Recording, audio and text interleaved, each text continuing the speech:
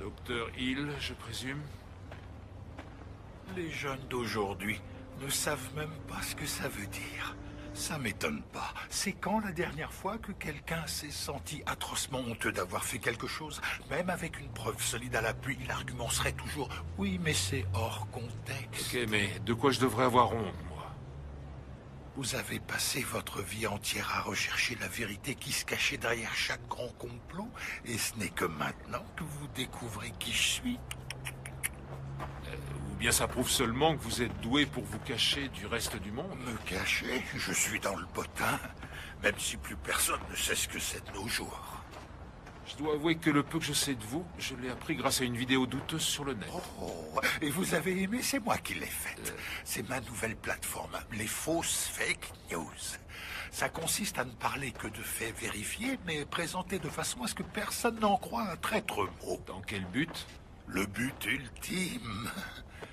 Donc, lorsque j'ai appris que vous connaissiez enfin mon existence, mon cher Mulder, j'ai pensé qu'il serait plus professionnel de vous rencontrer pour vous dire ce qui va suivre en personne.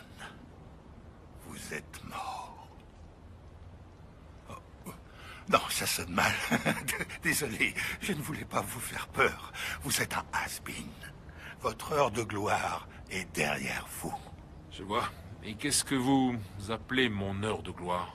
Eh bien, c'est une période au cours de laquelle les gens de pouvoir pensent qu'ils peuvent garder leurs secrets secrets. Et ils sont prêts à faire tout ce qu'ils peuvent pour que ça continue.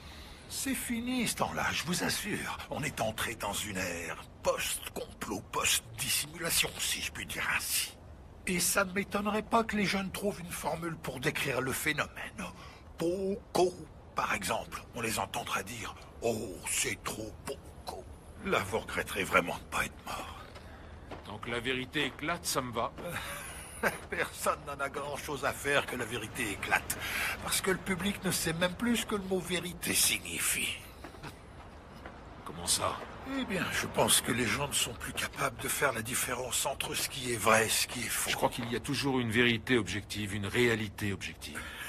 Oui, alors... Revenons à l'effet Mandela, par exemple. Eh bien, dans le temps, je ne serais jamais venu ici et je vous aurais jamais avoué que je suis tout à fait capable de modifier la mémoire collective. Cela aurait voulu dire que je pouvais aussi contrôler le passé. Et si c'est exact, alors comme le disait Orson Welles, celui qui contrôle le passé contrôle le futur. C'est George Orwell qui disait ça. Pour le moment. Enfin bref. Le plus important, c'est que je peux vous parler de tout ça ouvertement, parce que je me fiche que quelqu'un nous entende. De toute façon, personne ne saura s'il doit y croire ou pas. Pour être honnête, moi j'y crois pas une seconde.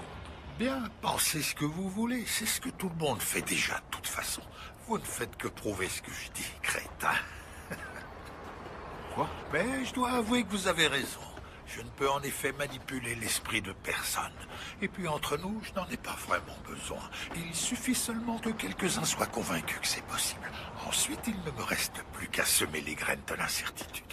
Tout ce qu'il faut en réalité, c'est un ordinateur. C'était ça votre but, la propagation de fausses informations sur le net? Peut-être bien. Vous savez, notre président actuel a dit quelque chose d'une grande profondeur. Il a dit « Personne n'en a la certitude ». À quoi faisait-il allusion? Qu'est-ce que ça peut faire?